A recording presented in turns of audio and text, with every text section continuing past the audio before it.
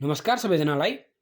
आज हामी bachelor in civil इन्जिनियरिङको 5th सेमिस्टरको पूर्वाञ्चल युनिभर्सिटीको सिलेबस अनुसारको आज हामी concrete technology and masonry structure भन्ने विषयसँग आधारित आज हामी लिन्टेल डिजाइनको न्युमेरिकल लिएर आएका छौँ। कृपया भिडियो अन्तिमसम्म हेरिदिनु होला। र भिडियो सुरु गर्नभन्दा अगाडि यदि आज हाम्रो च्यानल प्रशान्त वाइटीमा कोही नयाँ हुनुहुन्छ भने कृपया च्यानललाई सब्सक्राइब गरी नजिकैको बेल आइकन दबाउन नबिर्सनु होला। साथै हामीसँग सोसियल मिडियामा जोडिन चाहनुहुन्छ भने डिस्क्रिप्सन बक्समा लिङ्क राखिएको छ फेसबुक इन्स्टाग्रामको, त्यहाँबाट हामीलाई फलो गरेर नजानेका प्रश्नहरू सोध्न सक्नुहुन्छ। ल सुरु गरौँ है त। अब प्रश्नले के भनेको छ भन्दाखेरि डिजाइन अ लिन्टेल टाइप डिजाइन गर्नु भनेको छ फ्रम द फलोइङ डाटा, जहाँ चाहिँ विथ अफ द ओपनिङको विथ भनेको कति गिभन छ भने हामीलाई 2.4 मिटर है। ओपनिङको विथ भनेको हामीलाई 2.4 मिटर गिभन छ। Height of the brick wall जुन एबभ लिन्टेल भन्दा माथि जुन हाम्रो हाइट अफ ब्रिक वाल छ त्यो चाहिँ हामीलाई कसैले कति गिभन छ भन्दाखेरि 2 मिटर गिभन छ। र हामीले युज गर्ने जुन वाल छ है, जुन हामीले अहिले युज गर्छौँ वाल, त्यो वालको थिकनेस चाहिँ 230 mm गिभन छ गरे। Bearing with of the wall, त्यो वालको बेरिङ विथ भनेको 230 mm गिभन छ है। यदि दिएन भने है, अब अहिले हामीलाई कसैले बेरिङ विथ भनेर चाहिँ दियो, बेरिङ विथ भनेको BW भन्छौँ हामीले त्यसलाई चाहिँ है। नदिएको केसमा चाहिँ जे वालको थिकनेस हो त्यही नै हामीले बेरिङ विथ एजम्सन गरेर हामी अगाडि बढ्छौँ। र चाहिँ हामीलाई क्वेसनले के भनेको छ भने कङ्क्रिट M20 खाले कङ्क्रिट युज गर्नु भनेको छ, र स्टिल चाहिँ या फिर 415 चाहिँ युनिट वेट अफ कङ्क्रिट अनि युज गर्नु भनेको छ। कङ्क्रिट चाहिँ M20 को, स्टिल चाहिँ या फिर 415 को। र युनिट वेट अफ कङ्क्रिट, र कङ्क्रिटको युनिट वेट भनेको 24 kilonewton per metre cube given छ। त्यसै गरी ब्रिकको युनिट वेट चाहिँ हामीलाई 19.2 गिभन छ। नत्र भने हामीले के गर्थ्यौँ भन्दाखेरि ब्रिकको चाहिँ हामीले 20 युज गर्थ्यौँ अनि कङ्क्रिटको हामीले के गर्थ्यौँ 24 युज गरे, के अरे 25 युज गरिरहेका हुन्थ्यो अगाडि क्वेसनमा होइन र। तर अहिले क्वेसनले तोकिदिसकेपछि जे हो त्यही नै युज गर्नुपर्ने हुन्छ है। अब लिन्टेल भनौँ। अब लिन्टेलको बारेमा त मैले त्यति धेरै भनिरहनु पर्छ जस्तो लाग्दैन। जहाँ चाहिँ ओपनिङ छ है, अब हामीले ढोका बनाउँछौँ। ढोका भन्छ अब हाम्रो यो वाल हो, यो ओभरअल वाल हो। अब यहाँ हामीले ढोका बनाउँछौँ भने हामीले के गर्छौँ, ढोकाको माथि चाहिँ हामीले के गर्छौँ लिन्टेल ब्यान्डहरू प्रोभाइड गरेका हुन्छौँ होइन र। हो, यही ब्यान्डलाई हामीले के भन्छौँ लिन्टेल ब्यान्ड भन्छौँ, जुन चाहिँ हाम्रो RCC को रडहरू हालेर बनाइएको हुन्छ कङ्क्रिट गरेर होइन। जी लिन्टेल ब्यान्डको बारेमा त मैले त्यति धेरै चर्चा गरिरहनुपर्छ जस्तो लाग्दैन, किनकि हाम्रो त्यहाँ बिल्डिङ कन्स्ट्रक्सनमा पनि पढेका थियौँ लिन्टेल ब्यान्ड सिल ब्यान्ड भनेर। अब ढोका छ है, ढोकामा त हामीले लिन्टेल मात्रै हुन्छ, तर झ्यालहरू छ भने माथितिर लिन्टेल ब्यान्ड प्रयोग गरेको हुन्छ, तलतिर सिल ब्यान्ड पनि प्रयोग गरेको हुन्छ इन केस अफ विन्डोज। अब हामी जान्छौँ लिन्टेल ब्यान्ड। अब हेर्नु है, अब यो भनेको माथि भनेको जुन यो हाम्रो वालको इन्डिङ पोइन्ट है, यो वालको तलबाट सुरु भएर वालको इन्डिङ पोइन्ट भनेको यो बनाइदिएँ मैले है। अनि यहाँ मेरो लिन्टेल ब्यान्ड छ, र यो लिन्टेल ब्यान्डले चाहिँ योभन्दा माथि सबै वालको चाहिँ यसले लोड लिने होइन है। हजुरलाई मैले भनेको छु यो लिन्टेल ब्यान्ड छ, यो यहाँ ढोकामाथि प्रोभाइड गरेको लिन्टेल ब्यान्डले चाहिँ योभन्दा माथि सबै ब्रिकको चाहिँ यसले लोड लिने होइन है। यसले लिने भनेको कसरी लिन्छ भन्दा यसरी ट्रेङ्गुलर बनेर चाहिँ यसले लिन्छ है। यसरी लिन्छ भने यति योभन्दा यति पार्टको ब्रिकको मात्रै लोड चाहिँ केले लिने हो, लिन्टेलले लिने हो। र बाँकी यतापट्टिको लोड चाहिँ के हुन्छ चाहिँ स्क्याटर भएर चाहिँ यतातिरको केमा आउँछ, यता आउँछ है। हल्का फुल्का वालले पनि लिन सक्छ भने यतातिर आउँछ। कुरो बुझ्नुभयो, यो वालको लोड यतातिर आएर अब कतातिर हुन्छ ट्रान्सफर हुन्छ, कोलुमतिर ट्रान्सफर हुन्छ है। भने यति वालको जुन माथिको जुन यति छ यो यति पार्टको लोड मात्रै यो लिन्टेलले चाहिँ लिने हो। भनेपछि यो लिन्टेलले लिने लोड भनेको कतिले बनाएको मैले यति पार्टको है। यो चाहिँ हाम्रो के हो, यतापट्टि चाहिँ हाम्रो कोलुम छ भनिल है। यता मानिलिउँ मैले यतापट्टि कोलुम छ भनिदिएँ, यहाँ छ। अब यो हिसाब गर्दाखेरि अझै हामी डिटेलमा पुग्छौँ। अहिले हामीले केही कन्डिसनहरू क्राइटेरियाहरू कुरा गर्छौँ। टी भनेको which is greater or equal to L/10 छ है। यल भनेको के हो, यो स्मल यल भनेको centre to centre distance between सपोर्टको सेन्टरदेखि अर्को सेन्टरसम्मको डिस्टेन्स भनेको यो स्मल यल हो।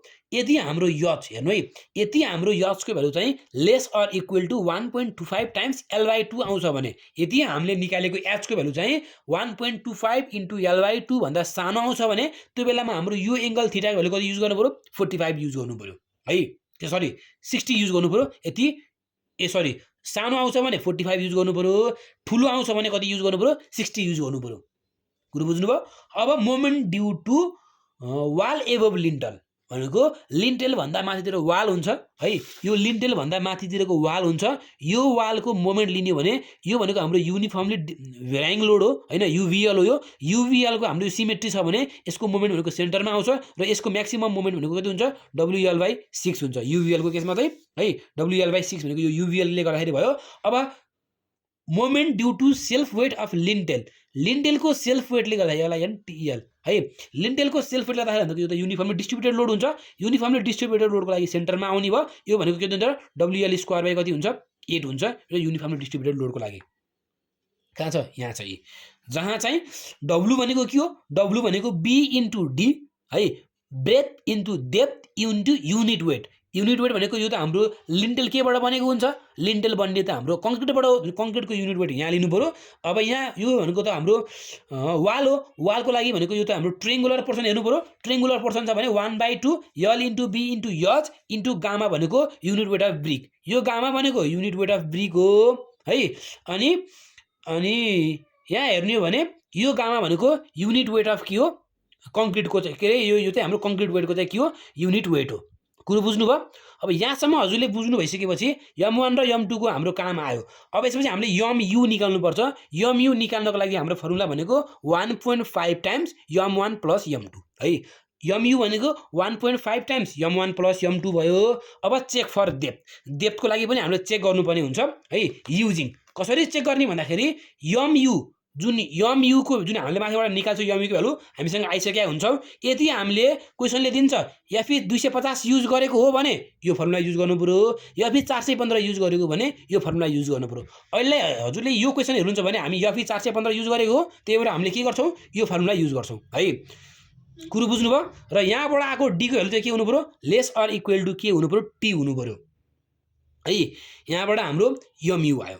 अब MUबाट यहाँ गर्छौँ हामीले यहाँबाट डेप्थ निकाल्छौँ हामीले है।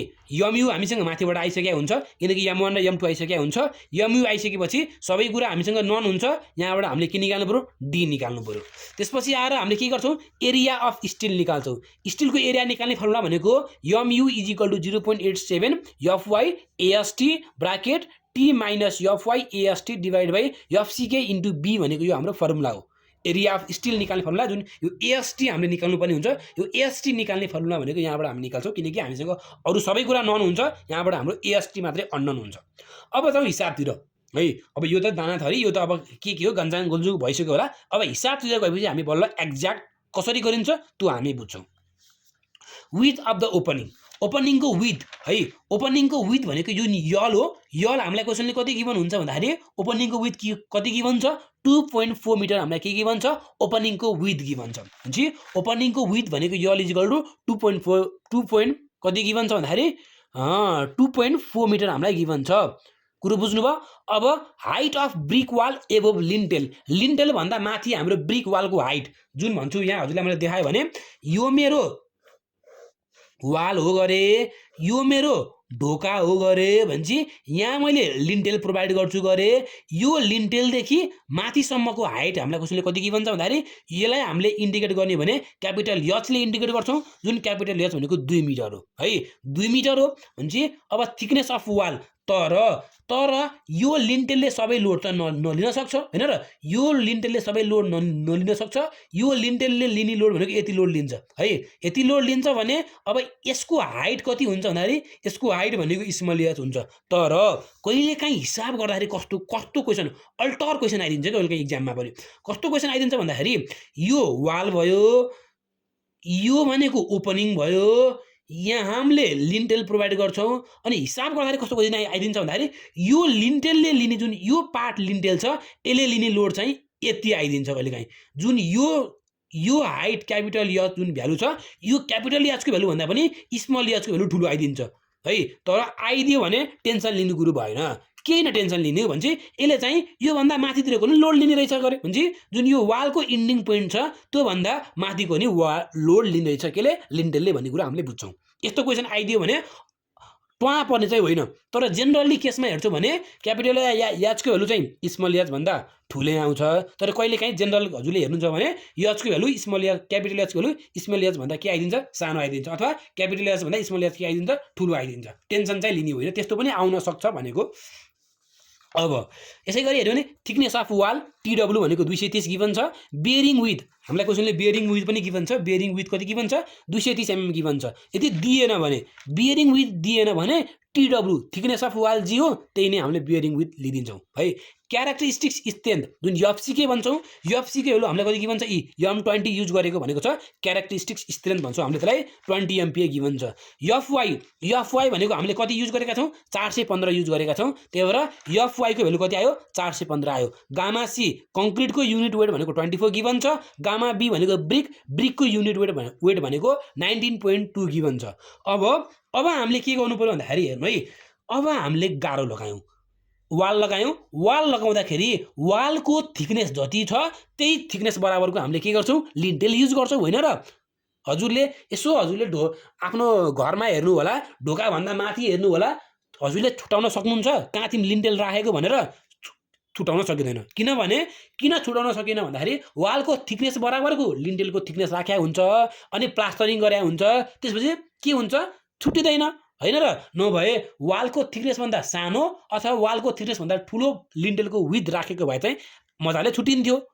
किन छुटिएन भन्दाखेरि बराबर थिकनेसको वालको थिकनेस र लिन्टेलको विथ चाहिँ बराबर थिकनेसको भएको कारणले गर्दाखेरि छुटिएन। त्यही भएर के भन्दाखेरि युज लिन्टेल विथ। लिन्टेलको विथ हामीले कति लिन्छौँ भन्दाखेरि जति वालको थिकनेस छ त्यति नै हामीले के गर्छौँ, लिन्टेलको विथ लिन्छौँ। त्यो भनेको 230 mm मैले लिगेँ।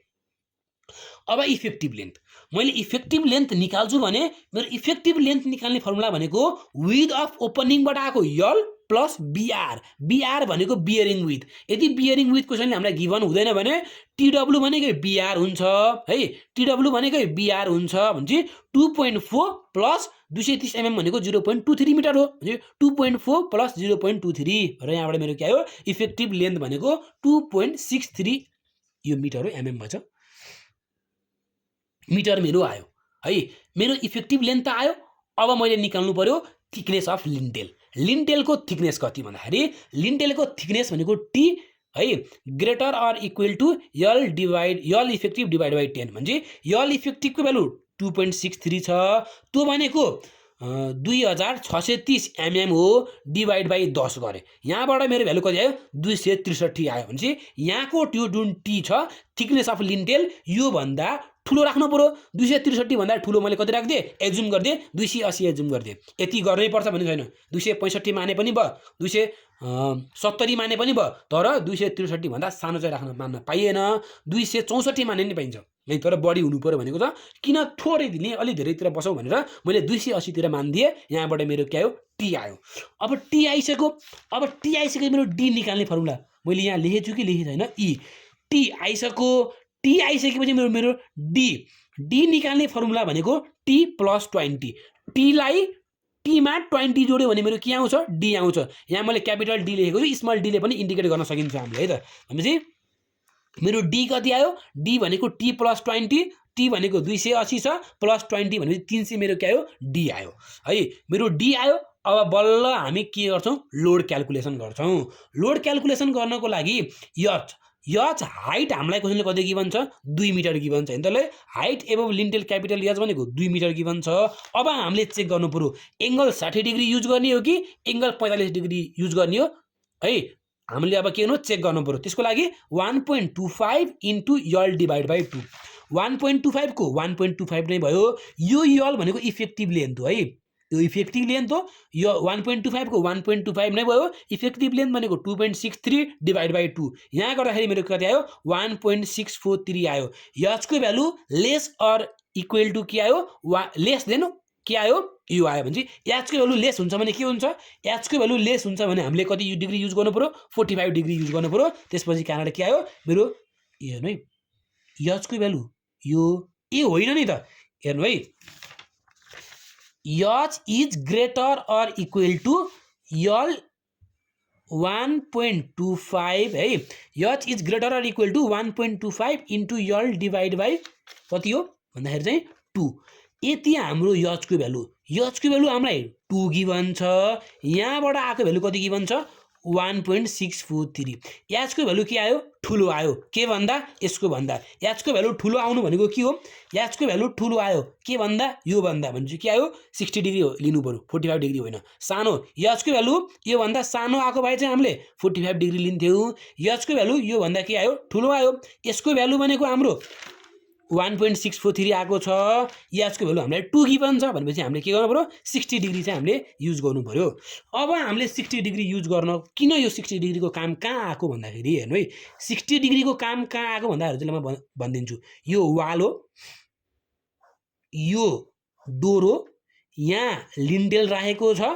अब कति हाइटसम्मको लोड चाहिँ यो लिन्टेलले बियर गर्छ त कति हाइटसम्मको लोड चाहिँ यो लिन्टेलले बियर गर्छ भनेर निकाल्नको लागि हामीले हो यो यच निकाल्न खोजेको हो।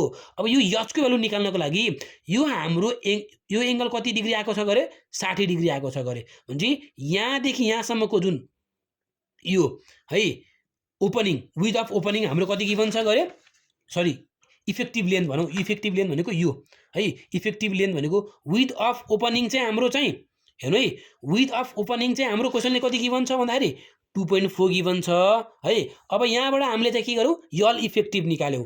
यल इफेक्टिभको भ्यालु कति निकाल्यौँ भन्दाखेरि हामीले 2.63 निकाल्यौँ भनेपछि यहाँदेखि यहाँसम्म चाहिँ इफेक्टिभ लेन्थ भनेको 2.63 छ।